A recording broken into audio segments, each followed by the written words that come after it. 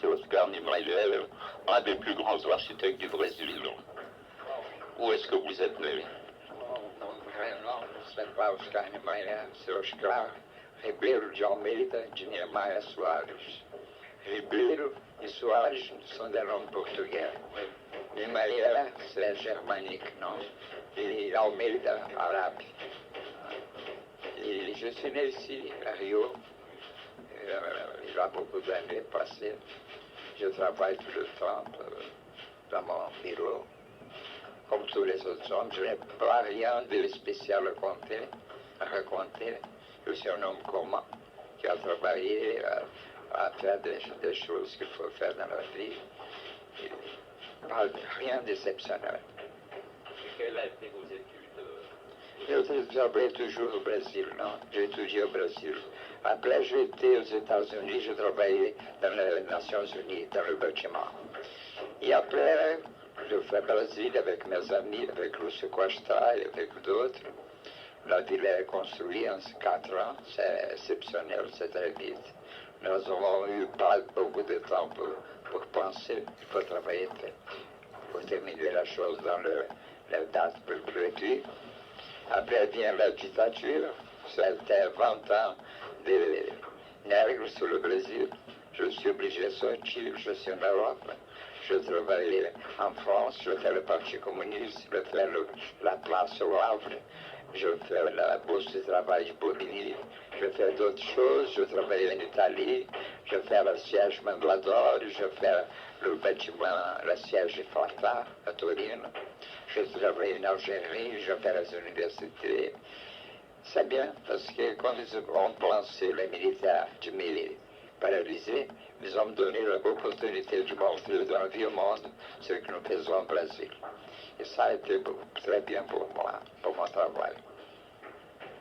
Je crois le plus grand rêve de tout architecte, c'est de pouvoir réaliser une grande ville ou de réaliser une ville comme vous avez réalisé Brasilia.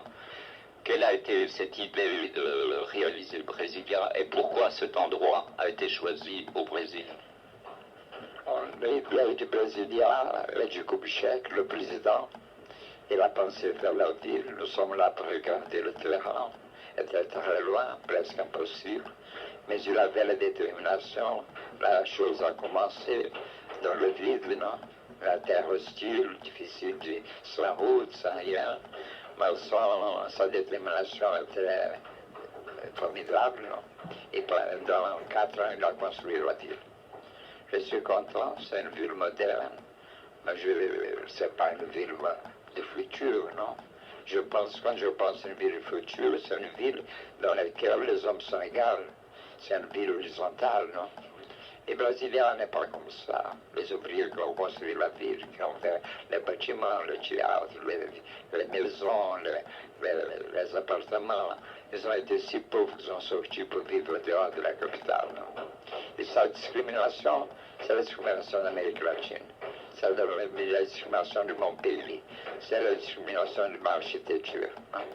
De cette façon, si tu penses que j'ai travaillé beaucoup, je peux vous dire sans fausse modeste que possiblement je ne parle pas de qualité. Mais je dis que je suis un des architectes qui a plus travaillé dans le monde. Je fais beaucoup de choses. Mais si je le pense de ce temps passé, je ne suis pas content pour ma architecture.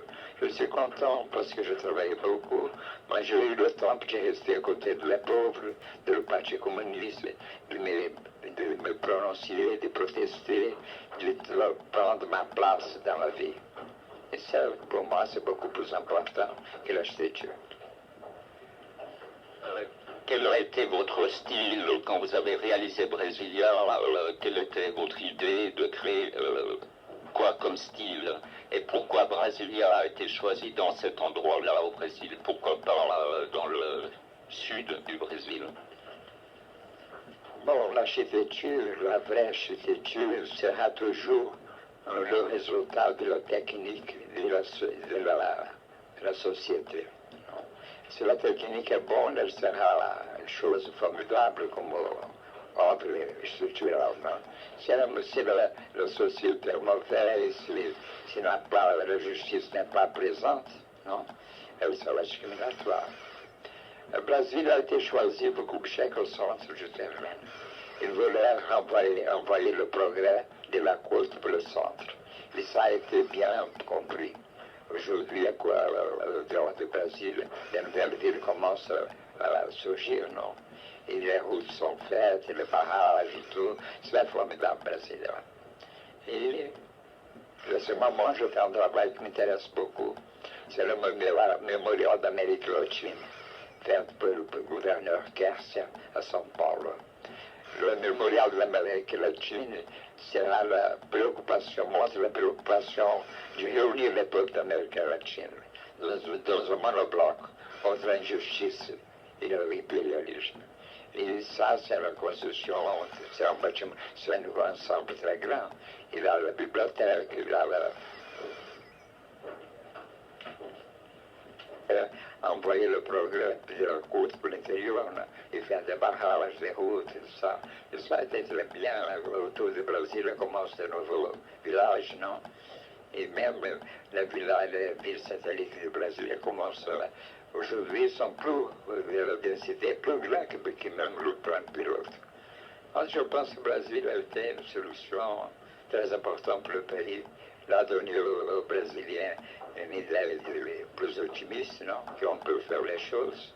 C'est bien. Mon travail était facile dans le papier, le difficile a été le compliqué à construire la ville. Quel a été pour vous, lorsque vous avez réalisé Brasilia, quels étaient pour vous les problèmes culminants de cette réalisation? Parce que chaque fois qu'on réalise une ville, il y a certains problèmes où on est confronté. Bon, le problème, c'était le temps, non? Parce qu'il n'avait pas de temps pour penser beaucoup. Le théâtre du Brasilia, par exemple, je fais le projet en 3 jours pendant le carnaval, non? Et ça, c'est mauvais parce que quelquefois, il faut rester sur le plan et penser mieux. Mais de l'autre côté, c'est mieux parce que les gens n'ont pas eu le temps pour changer les choses.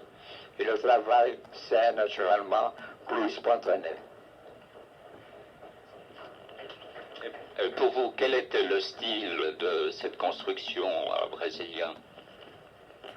Je voulais montrer qu'on fait la chose avec beaucoup de liberté. Je suis toujours contre le rationalisme, non? Je crois à une architecture plus libre, non? Parce que le béton permet toutes les solutions possibles.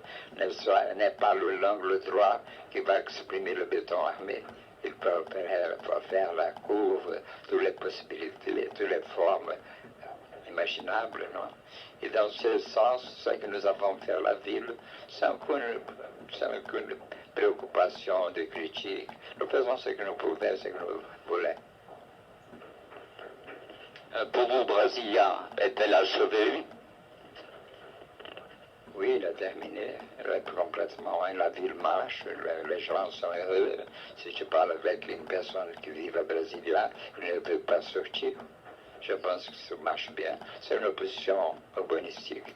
Pas à moi, le sequestrar, non. Mais c'est une forme de créer une ville. Et elle est tranquille, elle est monumentale, comme une capitale doit être, non.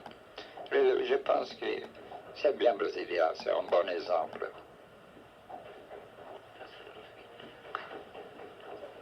Alors, c'est bon. Encore des questions? Non, madame.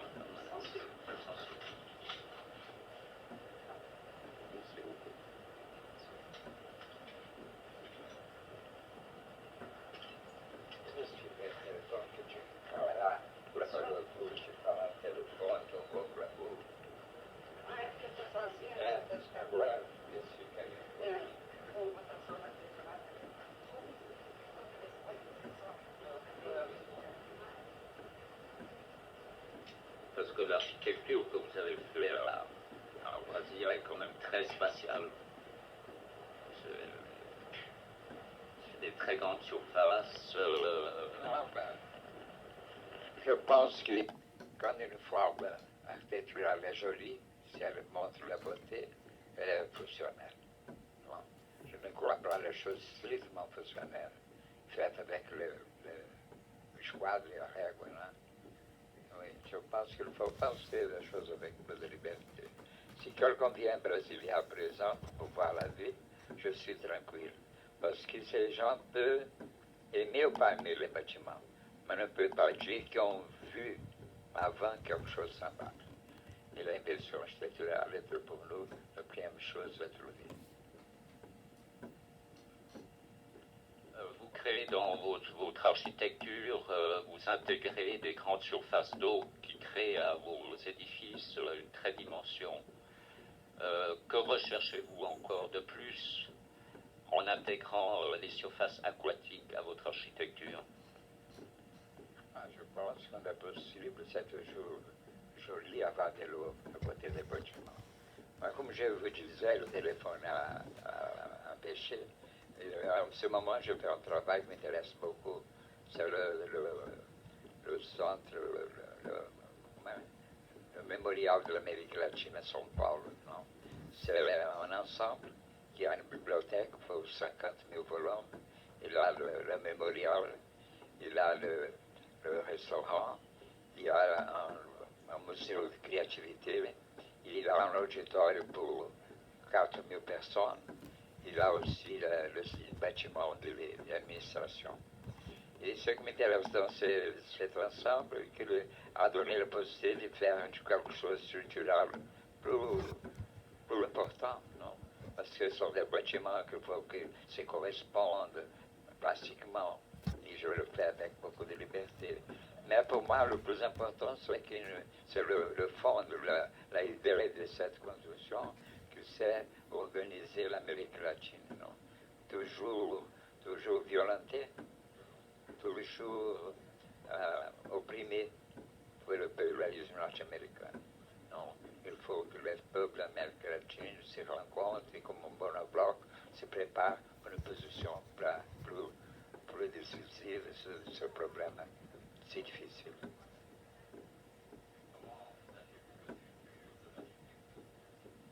Je pense que le futur de l'architecture sera toujours le même. C'est la technique, suivre la technique. Et avec la technique, résoudre le problème de la vie de l'homme.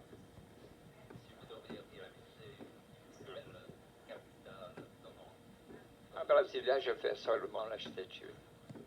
Mais si je la fais, possiblement, je la ferai un peu différent.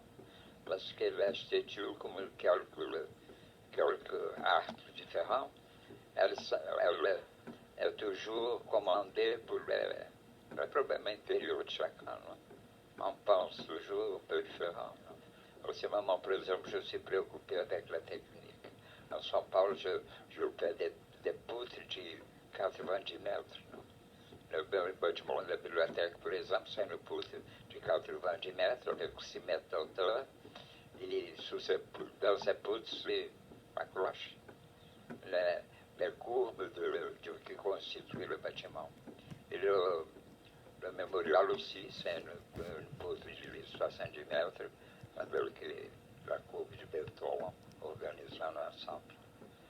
Je pense que c'est dans ce sens d'utiliser la technique, de faire la technique évoluer, c'est qui marche l'architecture et qui va marcher toujours, en fonction des nouveaux matériaux, de techniques différentes et d'une ville plus humaine. Il y a quelques mois, ils ont appelé à São Paulo une discussion sur la ville du futur. Et beaucoup d'architectes, ils ont parlé beaucoup, ils ont proposé des solutions. Je refuse parce que je pense que pour faire la ville du futur, il faut organiser la société du futur. De toute façon, ça ne marche pas. Et la vie, la société, la lutte politique, c'est beaucoup plus important que l'urbanisme et l'architecture.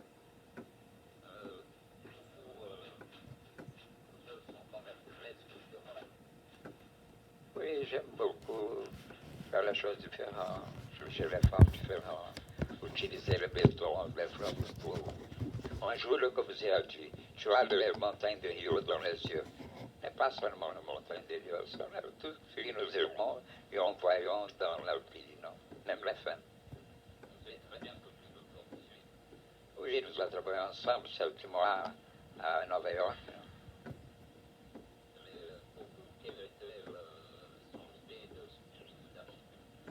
Il parlait toujours de l'invention architecturale. Non? Nous avons eu beaucoup d'influence sur Le Corbusier. Nous avons commencé. Après une gestion plus libre, non? Presque baroque, non? Il a aimé beaucoup. Parce qu'un jour, aux enfants travaillaient avec lui, il a dit dans son livre de mémoire. Le Corbusier, après, aimait beaucoup l'angle droit. Après quelques dates, s'inclinait vers une architecture qui venait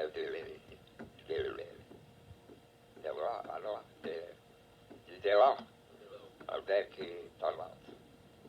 Ça, je pense qu'il au fond, il a eu une petite influence de notre travail.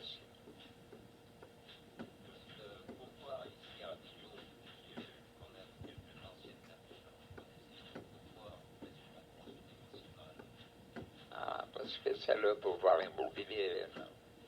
Mais la technique de construction au Brésil, c'est pire qu'en Europe. Nous travaillons dans une échelle plus médiocre. Nous avons des choses qui sont bien. Vous savez, dans les pays sous-développés, nous n'avons pas de monuments. Notre passé est très pauvre.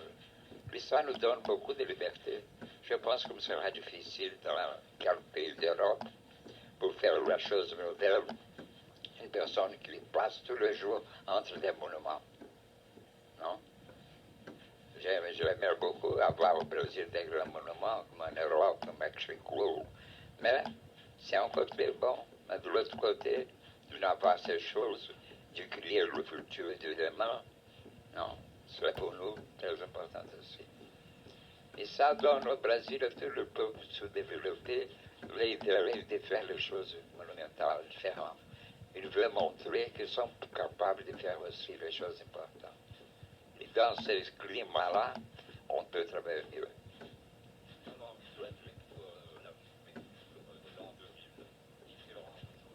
Non, je pense que sera la structure plus humaine, une structure faite pour la communauté et pas pour les hommes riches. Non? Parce que dans l'homme de 2000, je ne parle pas, c'est très proche. Mais dans 50 ans, je pense que les hommes riches seront moins riches, les pauvres seront plus mieux conditions de vie. Non? Et ça, c'est le drame de la société qu'il faut réaliser. Alors, avec la Chine, c'est difficile. Quand on parle de la Chine, je me souviens toujours le Val en disant un peuple désarmé, sans armes, n'existe pas. C'est vrai, nous sommes fous. Les pauvres sont foutus au Brésil.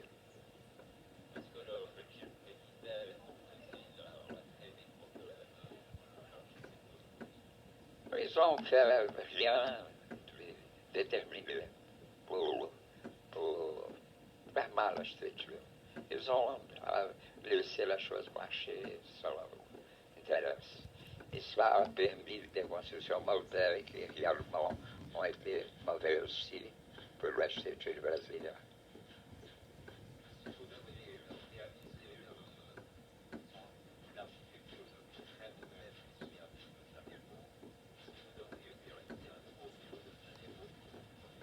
Alors, il faut le général était mieux quand les Portugais sont rentrés ici. Après, il était mieux, alors, 100 ans après. Et après, à ce moment, le commence à être beaucoup pire, non? C'est la densité mauvaise, la circulation, la pauvreté, les oiseaux, tous les gens de la rue, ils dormaient dans les tentes de la plage, non? C'est très difficile à ce moment, la vie brésilienne.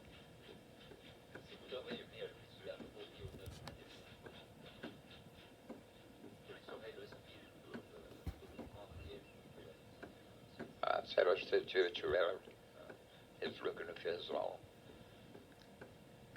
L'important, ce n'est pas le style, c'est l'utilisation de la technique pour le peuple. Le peuple, au Brésil, les gens sont si pauvres, les vrais pauvres, sont si pauvres qu'ils ne veulent pas une maison. Ils veulent petit terrain. Ils peuvent faire rendre 10 pour dire, ils peuvent faire quelque chose pour s'abriter. Et ça, c'est terrible dans un pays qui est comme un continent. Et au final, la terre appartient à tous. Il n'y a pas à faire parce que à ce moment, la terre appartient à 12 petits groupes. Non. Ils sont armés pour garder ces privilèges. Il y a beaucoup de choses changées au Brésil. Et ces choses qu'on achète droite, mais parle de faut faire une structure, produire pauvre, toutes ces bêtises. Je le dis toujours, non, si tu veux changer la misère, il faut sortir de la table des sangs, aller dans la rue, à côté des mouvements progressistes qui veulent changer la société. Un jour, je suis appelé à la police politique. Et au fond de la question imbécile que provoque toujours, ils ont dit, mais vous, les communistes, qu'est-ce que vous voulez? Et j'ai dû changer la société. Et je ne pensais pas à la structure, mais je pensais à la vie, non. Mais si on change la société, on change aussi la structure.